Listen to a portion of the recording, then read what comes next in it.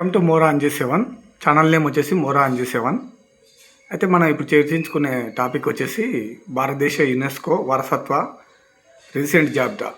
కుంభమేళ వచ్చేసి 2017లో ప్రయాగరాజ్, హరిద్వార్ మొదలగు నదుల్లో పవిత్ర స్నానాల మహాసమ్మేళనం 2017లో గుర్తించడం జరిగింది. ఇది యునెస్కో వారసత్వ సంపద సంబంధించి. కోల్కతా దుర్గా పూజ వచ్చేసి 2021 పశ్చిమ బెంగాల్లో 10 రోజుల కళా సాంఘిక మహోత్సవం. దీన్ని 2021లో గుర్తించడం జరిగింది.